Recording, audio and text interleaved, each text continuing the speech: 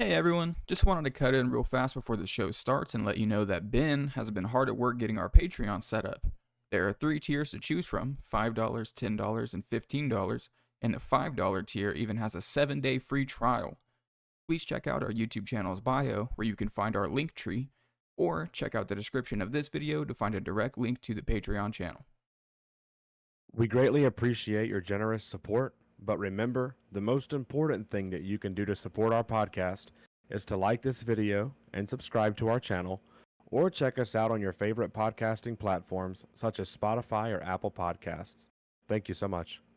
2, 1, 0. All engine running. From Dallas, Texas, the flash, apparently official, President Kennedy died at 1 p.m. Central Standard Time. I am here to discuss the so-called flying saucers.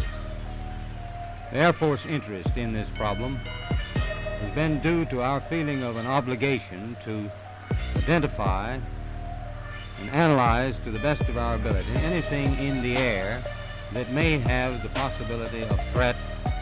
Just before 9 o'clock this morning in New York, a passenger jet which had taken off from Boston slammed into the World Trade Center. Thick black smoke blotted out the Manhattan skyline.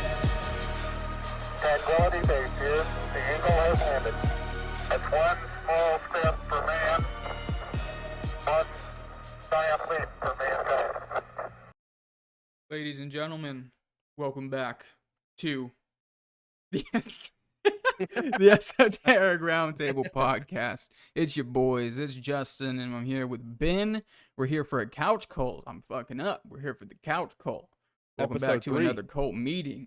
Episode 3. We just want to say super quick, big thank you to all the love we've been getting since the last episode with Juan.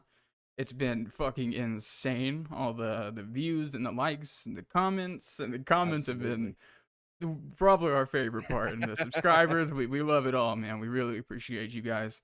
All the love and a little bit of hate. A little bit. The hate is really like the parsley on top. It just fucking, it's so good. They've all been fantastic. So today, if you can't tell by the title, we want to talk to you guys about the family. The Charles Manson family. Specifically, a certain view on the Charles Manson family coming from an author named Tom O'Neill, and his book, here, let me pull this up here, called Chaos, Charles Manson, the CIA, and the Secret History of the 60s.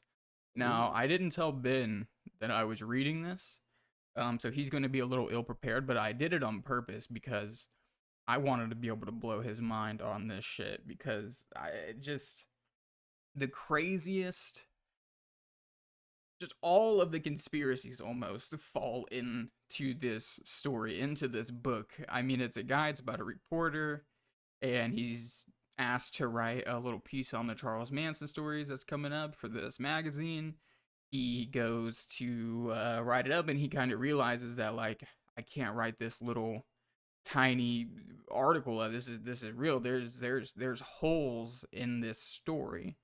Now, I don't know, Ben, if you're completely ready to completely dive in here before I go in. I'm ready. I'm ready. I even have the book that you just mentioned already pulled up and ready to go. Cool. So I'm ready to learn today. The author's name of the book that he's going against now. So basically, if you're not familiar with the Manson family murders, there was in 1969 at the Tate LaBianca house, there was these pretty grisly murders of a few people, one of them being an actress. It was Roman Polanski's wife. Something Tate, it's slipping me now, I apologize. But yeah, so basically they murdered them, and then they murdered other people. It's kind of a whole long story of the Manson family, you know what I'm saying? I don't know if I could go through it all here, but basically the book Helter Skelter is written by the prosecutor of the Manson family, Vincent Bugliosi, or whatever the fuck. One of those. Something like that. And anyways, basically, O'Neill was finding that this guy was like pretty much, I mean, not even pretty much, he was committing perjury. He was completely lying to make up a narrative to convict these people. And he thinks he was doing it to sell more copies of a book he was going to make about the story. He was already writing a book, a true crime book, Vincent Bugliosi or whatever the fuck, Bugliosi.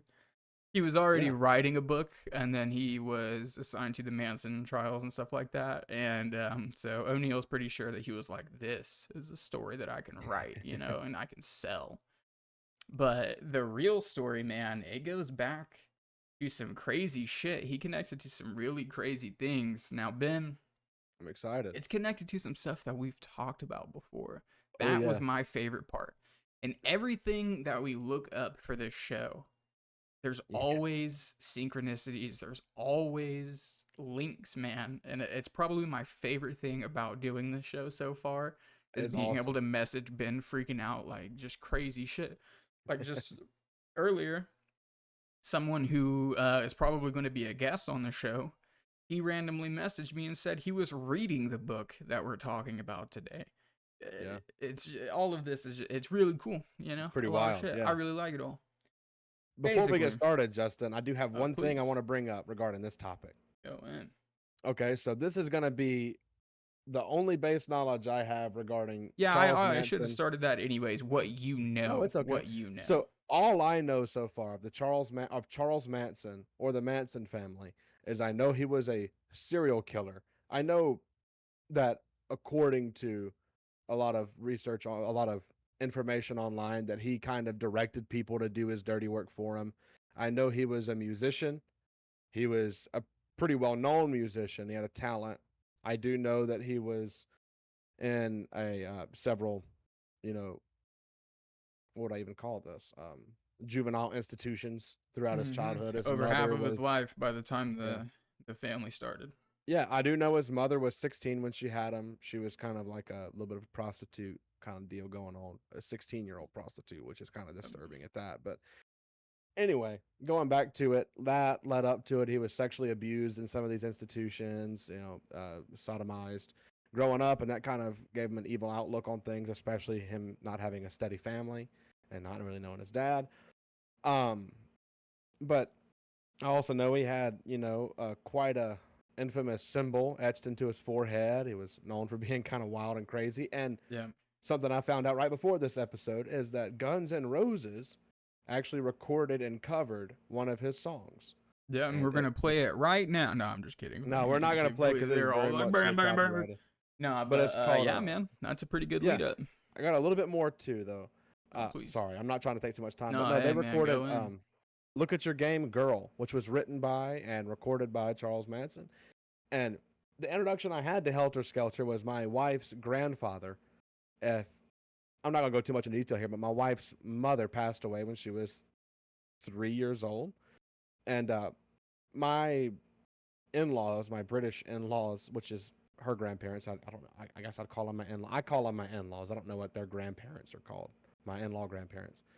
They like to tell stories about their mom. Well, he told a story where they were in school and they sent home a paper because they were going to read a book. And he refused to let her read it because they were wanting them to read Helter Skelter in like the 5th grade. And he was like, Murphy. He was like, what bloody business does my daughter have reading Helter Skelter in 6th grade or 5th grade? And that's the only backstory. That's how I was like, I never even heard of that book. So it kind of set me down a spiral. And this is really not that relevant, but I just thought it was kind of interesting. That was the only backstory I have regarding the Manson family. But and so honestly, like me and Ben were kind of tossing over episode ideas, and he brought up the Manson family, and he was like, it's just been done so many times. I was like, I'm not too sure. And I looked into it, and holy shit, that's kind of the whole premise of the book. I mean, the author even says that, O'Neill, he says, when they first offered him the story, he was like, there's nothing left to write, this has been written too much. And they were like, just take a deeper look into it and blah, blah, blah. So, I mean, just maybe a week ago today, I had all the same knowledge that you did. I didn't even really know that there was a full book, Helter Skelter. I thought that was just his like manifesto or something, talking about why he was trying to start the race war or whatever. I didn't. So yeah, I'm not going to say I'm the biggest expert. I know you guys don't come to the Esoteric Roundtable for the biggest experts in the fucking world, all right? We're all just here to learn together, sit at the table and learn, you know? And I want to teach you guys a little bit about this shit. And really, my main goal is I want you guys to go pick up this book and read it because it's fucking awesome. It is I'll so be doing cool. that, yeah. So, yeah, I mean, you're basically right. Charles Manson, institutionalized pretty much half of his life. He makes his way, according to, we don't really know how. I'll get into my theories on that later. To the Haight-Ashbury area of San Francisco. And this is like party town, man. This is like hippie town, I really should say. This is the height of the hippies. This is 1964, man. This is summer of love, too. Oh, counterculture. So, yeah, there's drugs, there's love, and blah, blah, blah. You know what I'm saying? It was just a bunch of hippies fucking touching feet together and whatnot. But hugging trees, yeah. This is where people say that he was introduced to LSD, and he kind of it kind of changed him from like a gruff loner type and it somehow turned him into a charismatic cult leader type individual. He gained a harem of like 5 or so women of this time. They referred to him as Jesus Christ. They followed him around everywhere behind him. They didn't speak unless they were spoken to. They would just constantly have sex with him if he would ask, but he would also use them as like currency basically to get other things that he wanted. He would just send a couple girls, be like, hey, go bang this guy. You know what I'm saying? So he completely altered them. They're pretty much just robots. I'm pretty sure they even said that they were just robots. You know what I'm saying? Yeah. And at this point, they are going to a free clinic in the Haight-Ashbury area. And I think we should all know, if you're going to something for free, nothing is free. There is nothing on this planet for free. A free app overloads you with advertisements. You know what I'm saying? Adware. Free food will make you fucking sick. You know what I'm saying? Shit like that. You know, there's always something. There's always a catch. Yeah, it's like a coupon, you know, like a free Big Mac with the purchase of another Big Mac. Yes. The catch to this Haight-Ashbury free clinic was that one of these scientists was a fucking CIA psychiatrist named Jolly West.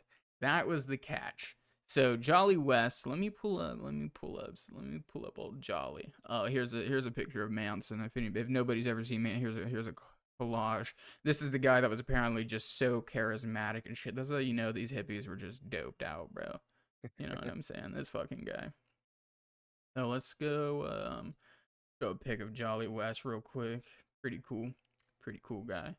I didn't have pulled up what I thought I was going to have pulled up. So anyways, Jolly West, he was kind of most known for when dudes were coming back from the Korean War and they were all fucked up, whether it be shell shock, whether it be prisoners of war was his main thing, prisoners of war, but they fucked with their heads. They would torture them and they would make them falsely confess to things, you know, the Koreans. Yeah. Well, the Koreans were making the American soldiers falsely confess, blah, blah, blah, torturing them. So when the American soldiers would come back, Jolly West would hypnotize them and undo the damage. Basically, is what they say. At least he would undo the damage, bit like that. That's kind of what his first big known thing was for. And another thing, and this is one of those things where it's just like such anyways, okay, all right. I feel like I'm just going. This is all just exploding, bro. This is all just exploding. All right, okay. Let's stop with the Jolly West for now. Let's stop with the Jolly West. Let's get back to the family. Okay. Let's get back to the family. they leave the Haight-Ashbury, and they go and they live at this fucking ranch. And it's called like the Spawn Ranch, Spahn, Spawn.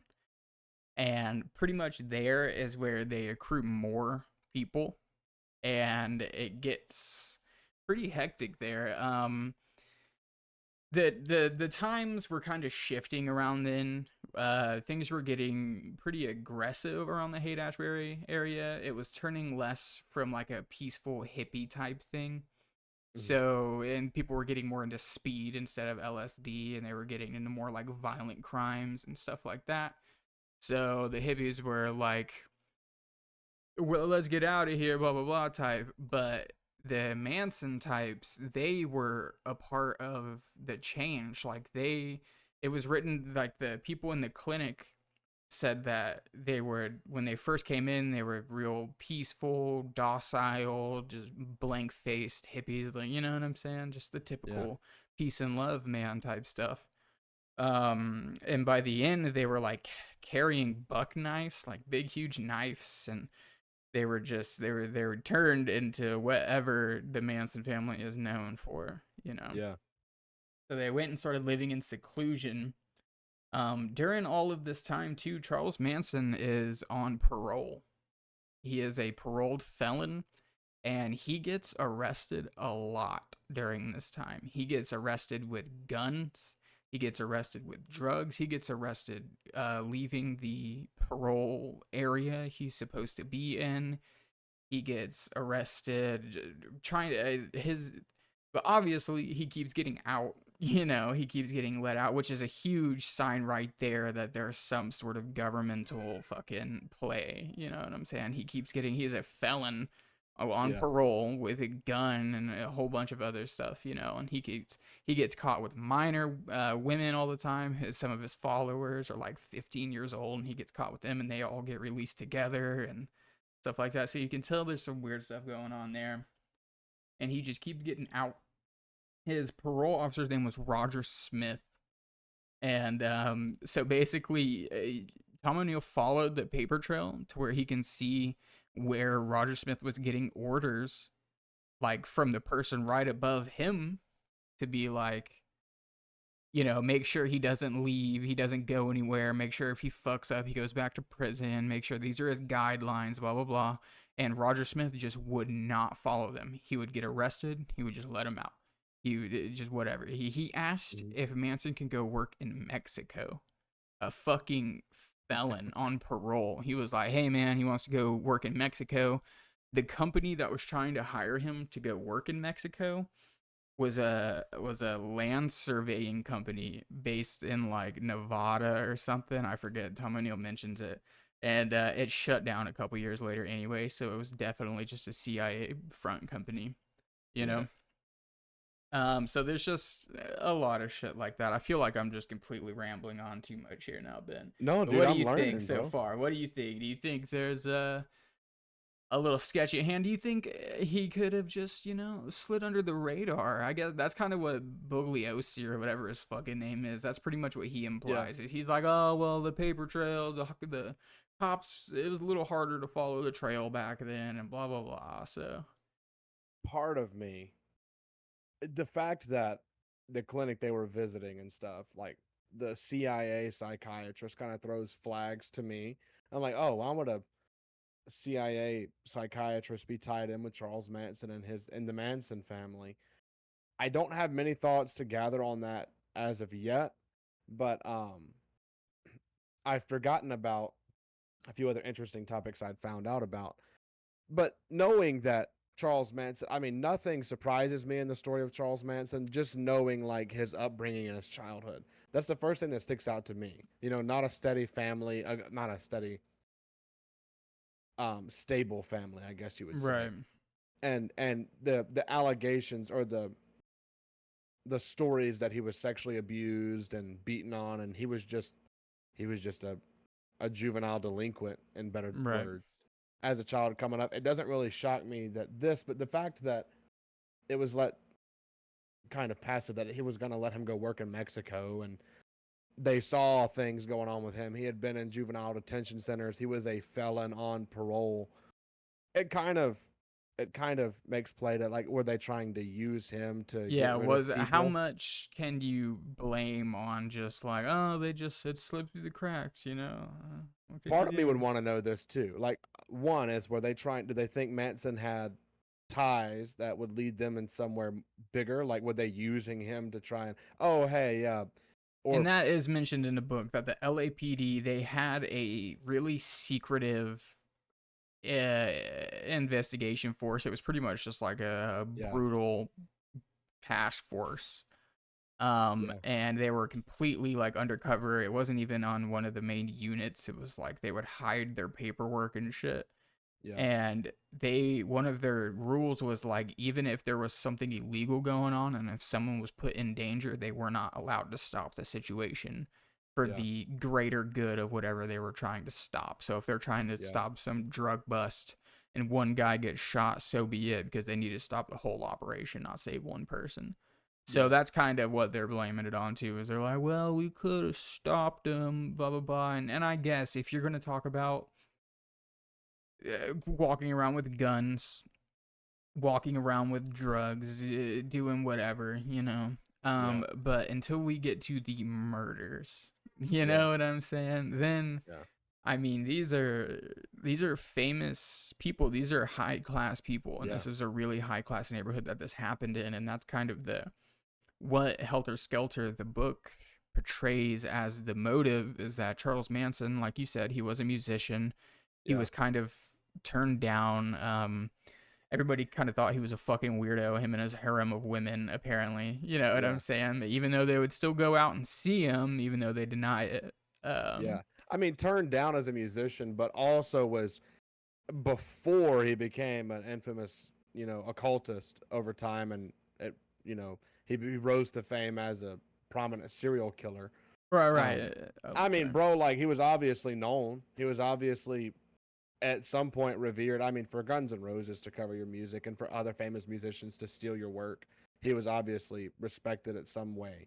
Right. But maybe not as the musician itself, maybe as the songwriter. Yeah. And he, so he was mad at the higher class, you know, and he wanted to lash out at the higher class, at the Hollywood elite, you know, and that's what the Helter Skelter says that the motive was. But it sounds like Kanye. It sounds like Kanye. Fact. I don't even know where to go, dude. I feel like I do have an interesting this all up. I do have an interesting thing that kind of, I mean, and I'll let you gather your thoughts, but you know Danny Trejo, right? The actor. Mm-hmm. Yeah, dude, did you know he was in prison with Charles Manson in the 60s? Oh, yeah. And there was a story. Danny Trejo recalled meeting, and this is the citation for this is Joe Blow. There's a blog regarding the Danny Trejo recall, but I've also seen where Danny Trejo talks about this as well. But Joe Blow, the articles here, it says Danny Trejo recalled meeting Charles Manson in the early 60s and even offering him protection. In turn, Manson introduced Trejo to the ways of hypnosis. There were 3 people in my cell. This is a direct quote. There were 3 people in my cell, and when we found out Charlie could hypnotize us, we said, well, get us loaded on weed. And he did. We were loaded on marijuana. And then after we woke, I said, Charlie, get us loaded on heroin. And he said, all right. So 2 of us got loaded. And then the other guy, the one that didn't get loaded, Charlie asked him, have you ever been loaded on heroin? And he goes, no. Charlie said, your mind doesn't know how to react. And then so what it says, once Manson was found to be tied to the Tate LaBianca murders, Trejo recalled seeing him on TV. Yeah, small world we have here. But what I found interesting here is our last episode and the episode before that kind of discussed hypnosis in some way. And what it seems like Danny's saying here is that he could have been talking about literally getting them loaded on weed or heroin, but what it almost seems like is that once they found out he could hypnotize them. No, yeah, that's what he's saying. Hypnotize them into a euphoric state, of being on heroin or marijuana. I wanted to make sure I was interpreting that right, because I was like, it sounds like he's not talking about literal heroin or marijuana. Yeah, no, he was putting them in a mental state. And I mean, so MK Ultra, we've talked about MK Ultra before. Yeah. MK Ultra ended, quote unquote, in 1964. which is the year that Manson ends up in the Haight-Ashbury and starts the family. So what it seems like to me, and this is where I'm going to start my speculation. Okay. This is where my speculative mind goes, is that Manson was plucked out of prison. Yeah. Because he was troubled. He had all this stuff going on. He had the mental things because of the physical things that were happening to him. And he was kind of put in the MK Ultra program,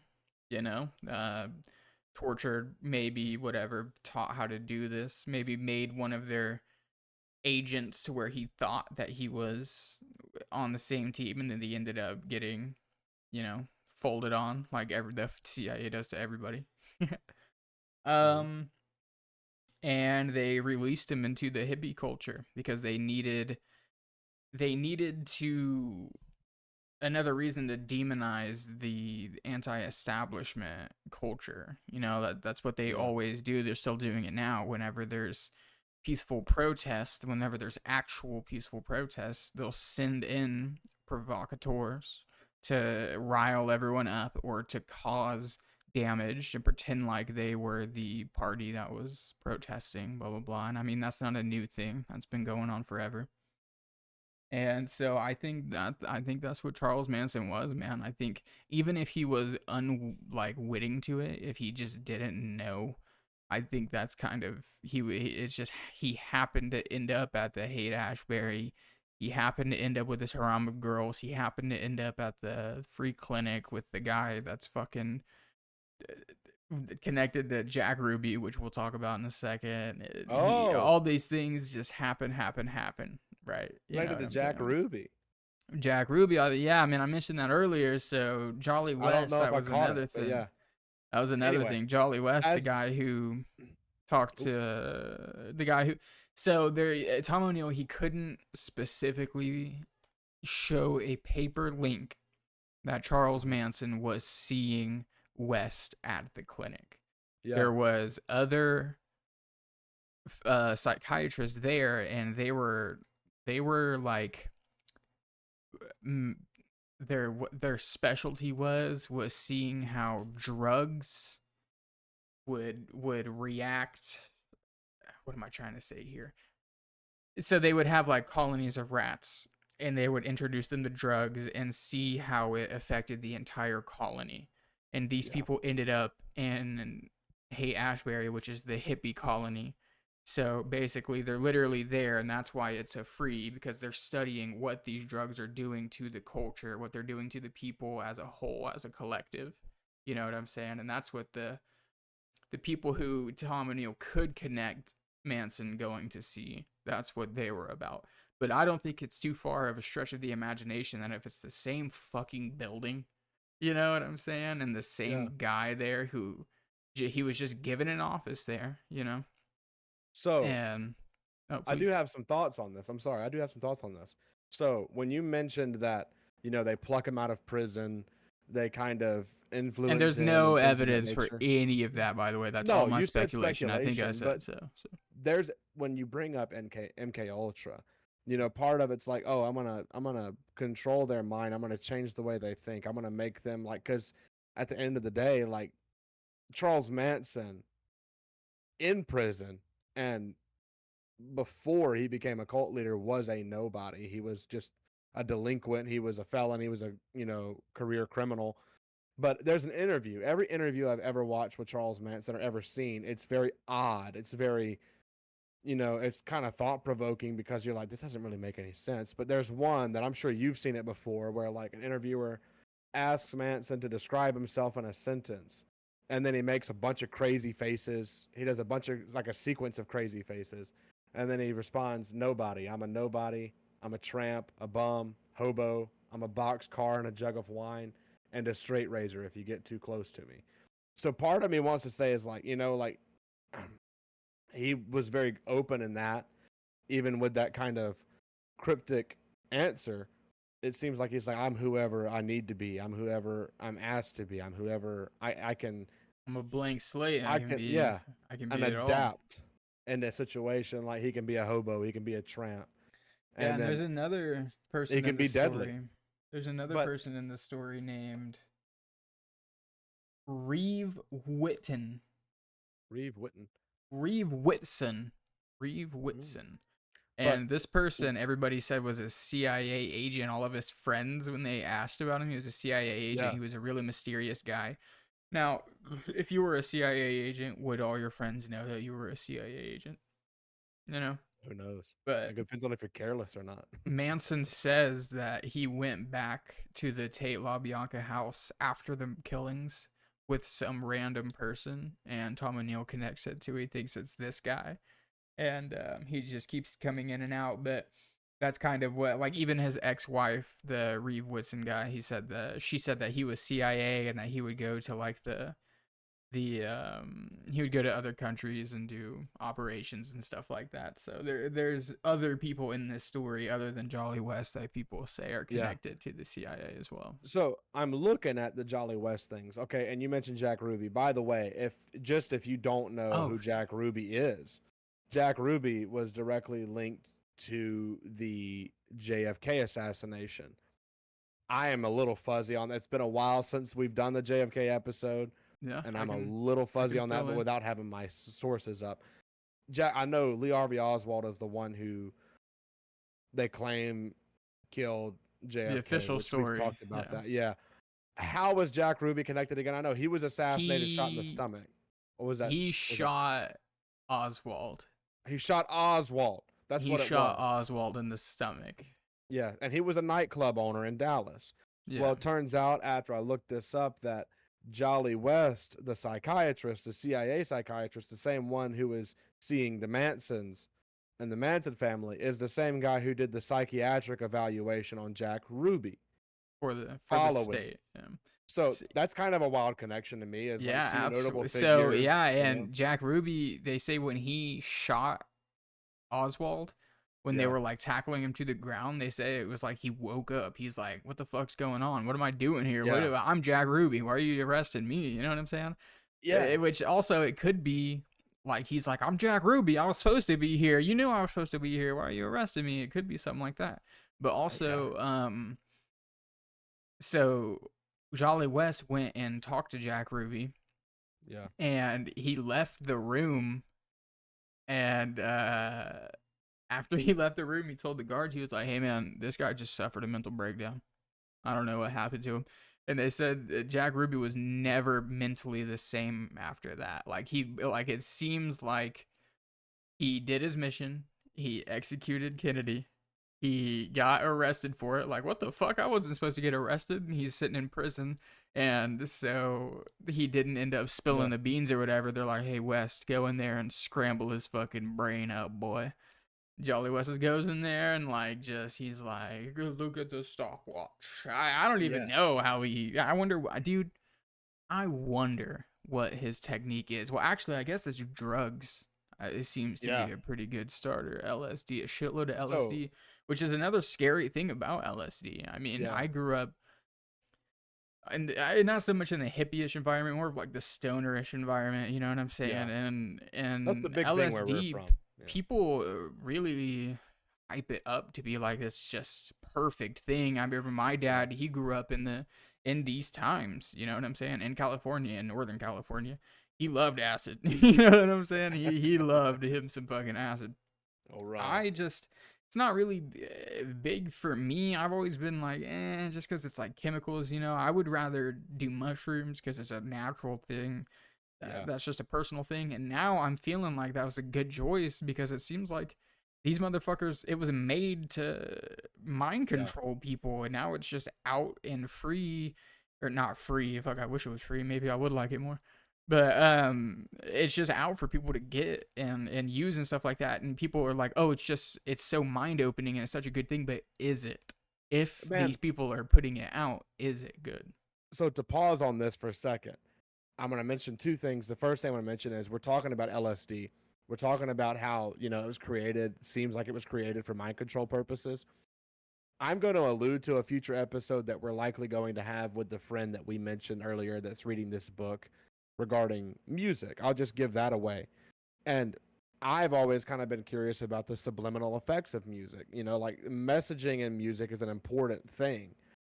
But you know, when anybody I know that ever goes to like concerts or music festivals, especially people that listen to like EDM style music and stuff like that, I have some close friends of mine that go to Bonnaroo every year, and they're big music fest people. But like the big thing at those music festivals is taking acid and then tripping out while they have these crazy light shows and stuff. So like, what if they're just getting MK Ultra the whole time on MK acid? Ultra, dude. Yeah, and they're just like, I read Brave New World recently. That was another book that I read recently. And Brave New World, it's like I won't go into the whole thing, but when kids are inoculated, they're not really born. They whenever they're growing up, they put a speaker on their pillow and they repeat the rules of society basically over and over and over and over. And the one of the leads of the book, he was somebody who was like in charge of this. So he'll, like, whenever somebody says like, oh, well, this kind of person, they're below us, he'll be like, yeah, I know, we're told that 18,000 times by the time we're 6 months old or something like that. Yeah. And that's the exact kind of shit you're talking about. And like, and They Live, you know, I don't know if you've seen that movie. It's a fucking awesome movie, but he puts the glasses on, and on the screens they change from like a Sprite ad to like obey and shit like that. You know what I'm saying? It's obey, consume, stuff like that. And it's funny, but it's like, it's pretty serious, man.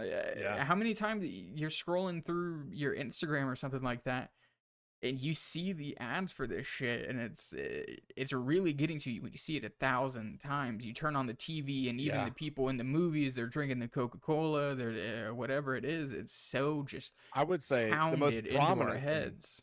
The most related thing to that right now is, and this is, I've seen this now at a level I've never seen it before, political propaganda. 100%. Without even doing that, it's, you have, let's say for Twitter, which that is my primary source of social media, is Twitter or X. Gross. And like, man, it's the best. It's the best. But I mean, you have accounts like Kamala HQ is always just pushing propaganda, and then you have the Trump War Room who's always pushing propaganda. It's like you see opposing, and it's always just, tell me this. This is the truth. This is the truth. This is the truth. Remember when like having political opinions would get you kicked the fuck out of any cool place on the internet? Yeah. Like, you were just there to chill, and if you had 80 political opinion, whatever it may be, you can fucking get lost, loser. And now it's like you have to wear it around your fucking arm. Yeah. You know, this is why I'm more leaning towards X these days, or Twitter, is because it's a free realm of whatever you think. You can post it. You don't even have to be political. It's just a free range. Whatever you want your social media to be on there, it's going to be that. That's how I view it, which is why I don't like Instagram. It's all really controlled and cookie cutter. But getting off topic a little bit, like, propaganda is a big thing, you know, too, with like, but I mean, MK Ultra and stuff right, like that. Dude. Like, it's a lot of shit. Like, I talk so much shit about Instagram, and excuse me, all social medias, but here I am still fucking completely addicted to it. Yeah. I have Facebook removed from my phone, which is doing a lot better now. So now I just doom scroll Instagram.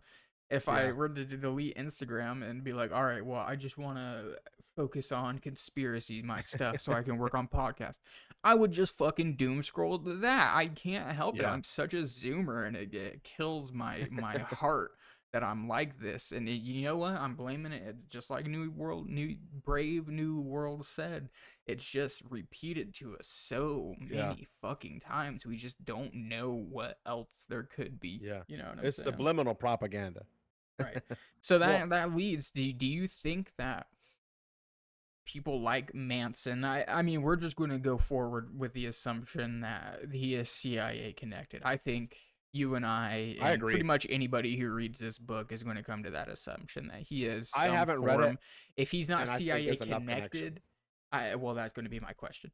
There are CIA connections to this story. My question is, do you think he himself is like a CIA agent, and they maybe like slipped his brain something afterwards? Or do you think that they fucking subliminally got into his mind and made these certain things happen? Because we hear them saying, I mean, they're saying that about the T-Mans recent shooter, but you know, before I get us all fucking taken down, they're saying that about him, that they were in his mind and shit like that. So what do you think about that before I... Now, here's the deal. I think, based on what we've learned so far, I haven't read the book, but I know enough now, and just linking things together, which is my second point I was going to make before I set a pause on this, and I'll get to that. But I think he was connected to the CIA, whether it be knowingly or subliminally, like consciously or subliminally. I think he was. MK Ultra, or just was like, yeah, use me, daddy CIA.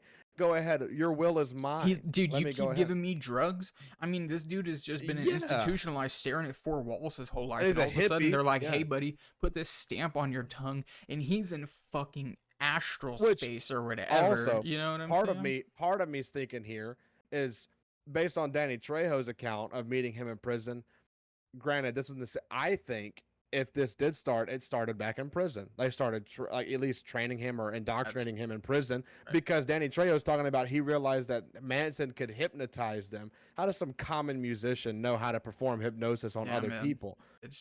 Like, saying that's true, I don't know much about Danny Trejo's accountability other than the movies he's been in, but you see, he can hypnotize us, bro. You think Machete would lie? Machete. Yeah, big old Danny Trejo. But back in the 60s, before he was out and about, you know, and committing all these murders at the, you know, Tate LaBianca mansion or whatever it was, he was performing hypnosis on inmates to get them high in the astral plane. You know, it's kind of wild to me. How would you know that in prison? Dude. As a child who grew up in prison and in institutions, how would you know anything about hypnosis? But to lead back to this, regarding the Jack Ruby situation and Jolly West's account of his examination, and you mentioned his examination, turns out that whole report is just public record, and you can find that from jfk.org, the archive of the JFK files and what's public. And also, we always mention that there's usually, every now and then, some things get declassified. Not all the JFK files are declassified, which we did allude to a few times. But I found the full examination report, the actual print copy. It's April 20th of 1964. 420. Let me make sure that's right. Maybe 80. No, it's 64. April 26th of 1964. And I'll just read a few things of this. So this was Jolly West's examination of Jack Ruby. And Justin, I'll send you the link to this so you can link it down below. We'll keep this resource open. Yeah, for sure. And it's a credible source. It's from the thing, but it goes, 2 weeks ago, Dr. Hubert Winston Smith asked me whether I would be willing to examine Mr. Jack Ruby, presently under death sentence in the Dallas County Jail, without financial resources. I agreed with the understanding that the examination would be without fee and with the prior knowledge of the American Psychiatric Association, as well as with the assistance of some qualified Texas colleagues, and that the results of my examination would be completely available to the court. 4 days ago, Dr. Smith requested that I come to Dallas today to see Mr. Ruby briefly and to testify at a hearing tomorrow regarding the possible value of further psychiatric studies. Hypnosis and intravenous sodium pentothal were included. Truth serum, among, by the way. Yeah, that's truth serum. We already seeing two things: hypnosis and sodium pentothal were included among possible techniques to provide further information concerning Mr. Ruby's state of mind at the time he shot Lee Harvey Oswald on November 24th of 1963. I'm going to read this whole examination. It's not but one page, and there's like 2 paragraphs. I'm almost done. All right, go on. So it's not terribly long, or I wouldn't read the whole thing, but this is just adding context. And we've already discovered hypnosis in here. I didn't know that until now, so that's kind of got me interested. Continuing paragraph 2, I received copies of some of the previously reported examinations of Mr. Ruby by several specialists, but was unable to read them until earlier today on the airplane. Tonight, my own findings make it clear that there has been an acute change in the patient's condition since these earlier studies were carried out. Upon arriving at the jail this afternoon, I met Sheriff Bill Decker, one of the two, it's kind of blurred, who informed me that last night after midnight, Mr. Ruby had tricked his guard into stepping out to get him a glass of water and then had run and struck him in the head against the wall. Yeah. Oh, struck his head against the wall, so he slammed his head against the wall. Right. It was not clear whether or how long the prisoner was unconscious. According to the sheriff, Mr. Ruby had subsequently been taken to a hospital where a physician examined him, including x-ray films of the skull, and stated that he was without serious injury. It was also said that Mr. Ruby had been caught stripping out the lining of his prison garb, apparently to fashion a noose for himself to kill himself. So that was the whole report. It doesn't show any other pages, but it was short Convenient enough that the to guard is like, oh, let me turn around real quick. Oh, you bashed your head against the wall. Trying to hang yourself. Sorry to hear about that. You got Epstein. I wanted to read that just because it seems short enough. No, you're good. Page. If that was too long, absolutely not. I just remembered that part of the book as soon as you were bringing it up, so I was exploding with excitement. You know, that's what she said. You know, you're 100% right. And what Jack Ruby was saying after he gave him the truth serum, he was like, Jack Ruby was Jewish. And Jack Ruby was like, I was killing Oswald because I wanted America to know that the Jews care about your president. That's what, after he gave him the truth serum, that's the reason he gave him. And he kept going off on crazy tangents, like they're killing Jewish kids in Harlem or in like New York and shit. And he's like, they're doing horrible things to Jews all over the country. And I just wanted to prove that Jews love America.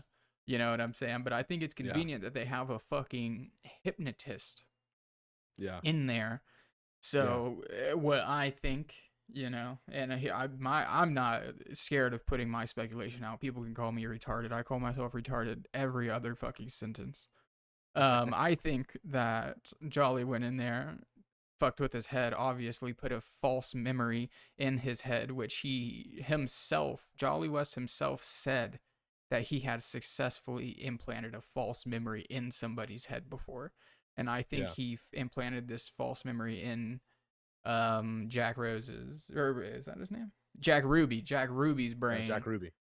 And I think he, you know, so when he hit him with the truth serum, he was saying the memory that was planted, not his actual memory of it, you know. Which I don't know if anybody really needed that breakdown. That was probably like a mansplain or some shit. Dude, but no, either way, I think it's relevant. But just going through this, I knew nothing about any of this before this episode. I'm finding out this stuff as I record this, which is, I was telling Justin, I kind of like the feeling of having revelation in the middle of an episode or learning something. It feels more organic.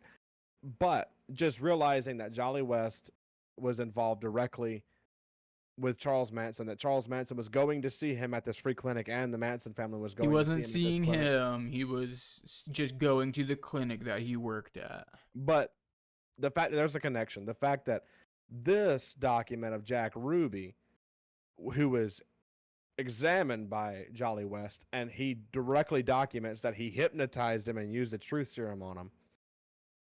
What if Jolly West was connected to Charles Manson, like I alluded to earlier? This is my speculation.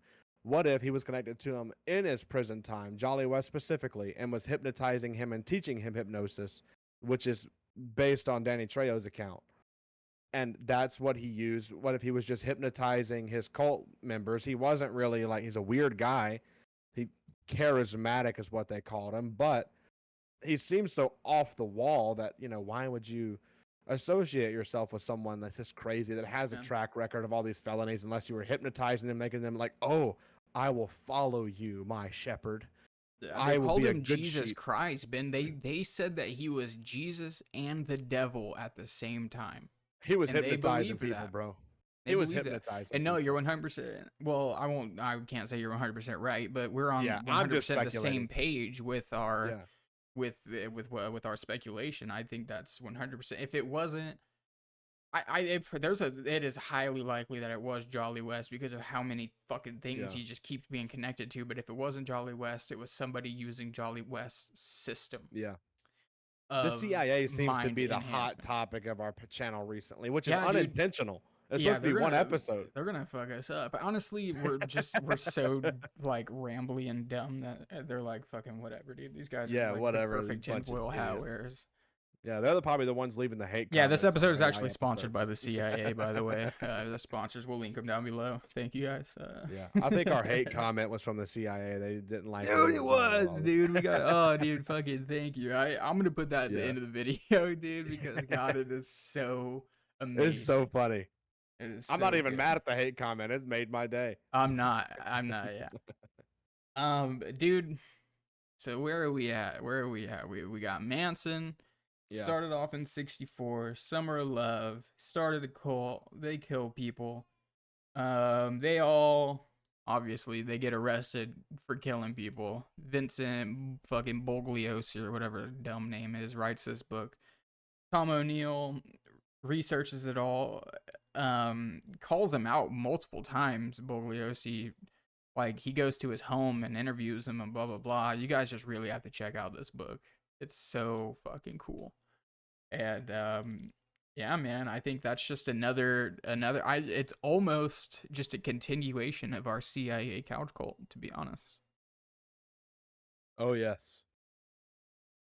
Some crazy Sorry, I'm shit. looking up some things as you're talking and I'm listening, but I'm also looking things up, so I'm getting a little man. on the deep dive here. You're good. But yeah, man, this kind of stuff, like it all seems to be tying back to the CIA recently, which the CIA, for me, at least on this show, goes back to Skull and Bones. When we discovered, I was interested in Skull and Bones and everything lately. I still am on my secret society kick where I'm all like, oh, what are they hiding from us? Oh, I got to learn everything about them. But I've yet to find any former secret society members, or like even Freemasons, which is the prominent ones around us, that want to come on the show or even talk about their experiences. I know several active Freemasons, and they act like they're open about everything, but everything they tell me, I'm like, why does this have to be a secret society? It doesn't make sense to why you're have they told you about any other like jerk offs ceremonies or something? No, they're all like, oh, it's just where we go, you must believe in God. We're not secretive, actually. We stopped being a secret society. I'm like, then why do you have private meetings where you have to be... Their thing is you have to believe in a higher power. It doesn't have to be the Christian God. Yeah. It's anything. You can be Krishna, you can be Indian, you can be whatever. Indian. I don't know, dude. And it's a weird thing now because the topic of like a bro cult is a big thing these days, dude. That's a perfect fucking cult episode. It's like a bro cult. Have you seen the video of like the group of entrepreneurs meet in this parking lot at like 6 a.m. and they're like doing push-ups and shit? Like a fucking dude. What the dude? fuck? Those are stupid. So my brother, that's a cult right there. Bro. My brother's he's a businessman in St. Louis, and he's really successful in what he does, and I like it. But he's really driven by sales, and I love my brother. But like, I am the opposite of a salesman. Like, I just hate the idea of trying to sell somebody on something. But so he got me connected to like some sales podcasts and stuff like that, because I have done some like my own businesses in the past, and still currently I'm doing some. But like, he's got me connected to some people he follows in some of the podcasts, and it just, where you start to look into anything, I think even with, obviously we have to sift through a lot of like extreme stuff that we scroll through and find like, okay, what's the rational things on here? Even though we're an irrational show, but we're trying to be rational with our delivery, at least. I'm not going to speak for Justin, but I try to be rational. And 100%. And I said that many a times in the show before, is that there's always like the story that we hear. There's this super crazy tinfoil hat story, and the truth is always somewhere in the middle. You know. But like, this is just gonna go on this. Eventually, dude, like I would start getting videos recommended to me on the old doom scroll applications, and the algorithm was showing me these sales retreats where they would teach sales, and it was like this God, they call it toxic masculinity these days, but this really like hyper alpha male Andrew Tate, but a sales conference, and that would be what it is. Like, oh, are you gonna sell? Or are you gonna be an absolute bros? You're gonna go out and make sales. You own that sale, and then I hit me 25 push-ups before you make this sale. It's just great. Yeah, that's cracks the me kind of up. shit I'm talking about, dude. That's some Charles Yeah, I see Manson what you mean. shit. That's And like by the way, this course is $10,000. If you can't afford $10,000, you're a sissy. And also, our good friend who we talked about having on the show and stuff, he Yeah. messaged me something, and this was a really good question, and I tried to have a witty response to it, to him, but it is a really good question. He said, "What's the difference of what Charles Manson does to his followers and what the United States government does to soldiers?" You know what I'm saying? Yeah. When they put you, they isolate you, they borderline torture you, do their thing until your mindset is so based around their goals that you spend your life putting yourself in danger for it. I agree. You know? It's not a difference. The thing is my dad was military. I've wanted to go into military at one point in my life. I still something I may do. But even a good friend of mine, we went to high school with him. I don't know what he's up to these days. I won't even say his name. I don't really know if he's still around. But he went to basic training and came back. And other friends that I've connected to that have been in basic and military, they say the goal of basic training is to make you be a soldier, a cog in a machine, to get your civilian tendencies out of you to where you become a soldier and not a civilian.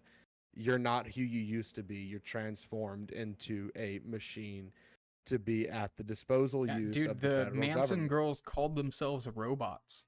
Yeah, so it's you the get same turned thing. into a killing robot. You get turned into RoboCop. You know, I think the fine line with these cults we discuss here is if the cause is widely accepted and is good. Oh, it's for our country. Right. It's for our government. Oh, we're fighting battles because you have warmongers who at one point was popular, and the anti-war movement at one point was the counterculture. You know, back in the Vietnam and the times days we're and talking World War about II. now, really. Well, I mean, yeah. in World War II, it seemed like everything was about warmongers. Oh, the Japanese attacked us at Pearl Harbor. We're gonna go get them. We're gonna fight anybody. We're gonna send all of our tax dollars. After that, it's the Russians and then the Koreans and then I mean, Vietnam comes along and we get involved in a war that we shouldn't have been involved in, thanks to Lyndon B. Johnson, and we're sending money over there. We're fighting in a war that doesn't really relate to us in any way. Kind of similar to Russia and Ukraine, in my opinion, but I'll get off of that. But we're doing all that, and then you have this mass movement where people are speaking out against it. Oh, we don't need this. But if it's widely accepted, oh, I'm going to join the military. I'm going to do good. And thank you to any of our service members who served. I am not discrediting your 100%. career in any way. I very much appreciate it. We honestly, I mean, we get to sit here and say these things because of what you do. Yeah. You know what I'm saying? I get to sit here and say that you're brainwashed because you went and did that. Anyway, but at the end of the day, our government is using service members for the greater good of our country.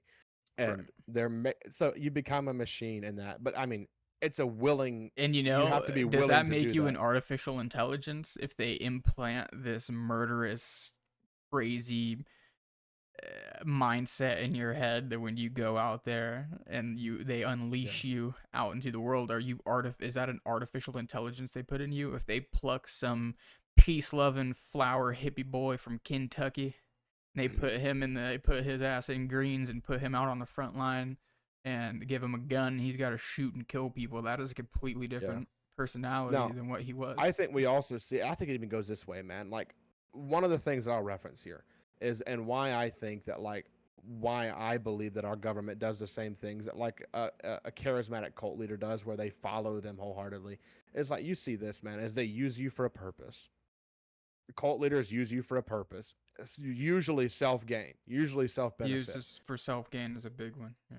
Our government is using military service members for self-gain. Now, granted, it gives people in the military career. It pays their bills. They're doing things. Which is the excuse for everybody. I mean, fuck, at least everybody had a job on the Death Star, you know? But, There's I mean, what's a common thing we're Star. seeing these days is once they're done with you, we're seeing homeless veterans at an increased rate. A lot of veterans are homeless. Or they can't get to the VA because they're backed up for 6 months with appointments, or they're not covering the medication you need to save your life. And it's kind of a shame because our government could do better in this aspect. 100%. We shouldn't have homeless veterans that have served our country and given their all. They're having PTSD and their lives have altered drastically. Some of them's marriages have fallen apart and their families have been torn apart because of the after effects of going to war and fighting for our freedom. And then we have our people quote on the unquote streets. freedom, by the way. We're the biggest fucking military by a billion cajillion times. And nobody's coming to mainland United States to try to take our freedom away. They couldn't. If we chopped our shit in half, they wouldn't be able to come to mainland United States. Anyway, sorry about that. Oh, but at the end of the day, man, it's like it's the same thing we see with cults. Is they use them for a purpose, and once you're done with them, whatever, they're disposable. Man. They're disposable. 100%. Now that we do have benefits like VA, we have benefits for service members who have served, but also at the same time we've seen the system fail with veterans having high suicide rates, having homelessness. How many people are burning themselves in front of these VAs because it's just not working, Yeah. That's and we're seeing a resurgence there, of what happened in Vietnam and what I was talking about counterculture. We're seeing a big counterculture movement now, which I almost feel is a little bit fabricated with the whole Israel-Palestine, the Palestine protests we're seeing at the DNC, which has started today. It's Chicago shut down by protesters of Palestine, which, like I said, I support your right for free protests. Like it's your right, but we're seeing it again. This is like very reminiscent of Vietnam to me. Yeah, man. It's weird, I guess it's like Vietnam. I just think Vietnam counterculture hippie era. That's all I think about. Yeah, I think not discrediting anybody's beliefs. Right. I think I don't really know. I don't really have. I don't know. I don't want to just go. it. That's just such a That's a. I'm not even saying anything regarding the conflict. Just that we're seeing. It feels like a Vietnam era again, with the state of where we're at as a country and current day thing. So, do I believe when I say fabricated? Right. Is I'm a firm believer as like if the government doesn't want you to see something, you won't see it, or they'll pull focus away from something and like, oh, look at these protesters, it's crazy out here, but really something else is happening. The Smith-Mundt Act of World War II, it was illegal to disperse for the United States to disperse propaganda in its own country.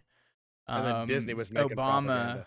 Obama in 2012 renewed the act for absolutely no reason. It wasn't due for a renewal or anything, but he renewed the act to where he changed it around to where they can do like a certain amount of hours of propaganda. It's crazy. Basically, they fluffed the rules to where now they can legally do what they have already been doing, which is completely control what you see. And that's why like what I see on my social medias is completely pro fucking one side, and what Ben may see is completely pro the other side, and that's done 100% intentionally, and it's made to see like for one person's like, well, wow, we were seeing the same thing, we're on the same internet, why do you have that opinion, why can't you see what I see? And he's literally not seeing it, and I'm not seeing his shit. So I think this is a good time as ever for people to hop off the internet, all except for youtube.com/@the EsotericRoundtablePod.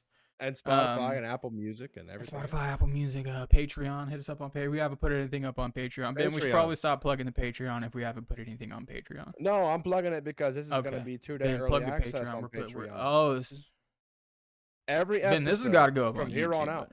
It's going to, but every episode from here on out is going to be available on Patreon, early access for any of the tiers. And just to discuss a few of the benefits of the tiers real quick, depending on which tier you go in, and our $5 a month one has a 7-day free trial. That's a really good benefit. But if you want to be a free member, we have free content on Patreon. If you want to just join and see what we're posting and get a little extra than what we put on YouTube or our Spotify platforms or our podcasting platforms, you'll get early access to all videos, exclusive content, and depending on your tiers, like the $15 a month tier, you can get exclusive live streams and Q&As that you can ask us questions, pose, criticize us, whatever. If you want to just pay to criticize talk us, some welcome shit, that just too. hop in and just talk shit. We love it. But like I also said, you don't have to pay us anything. The most important thing you can do is like this video, listen to us on any podcasting platform, download the podcast, and subscribe to our channel. That's the most important thing you can do. Absolutely. Spread the love. Everybody has a seat at the Esoteric Roundtable. We've said it before, and I will say it again. Ladies and gentlemen, I think that pretty much wraps it up for this episode. Yeah. We've talked about Manson. We've talked about the CIA. We've talked about Jolly. We've talked about Ruby. Talked about the connections. Oh, yes. Most importantly, out of this episode, you should go buy the book. Chaos, Charles Manson, CIA, and the 60s. Pretty fucking By who? cool. Fucking, I don't know. Tom O'Neill. You don't know who the book? Tom O'Neill. There By we go. Tom O'Neill. Just for the author. Yes, sir. Yes, sir. Ladies and gentlemen, please, please, please remember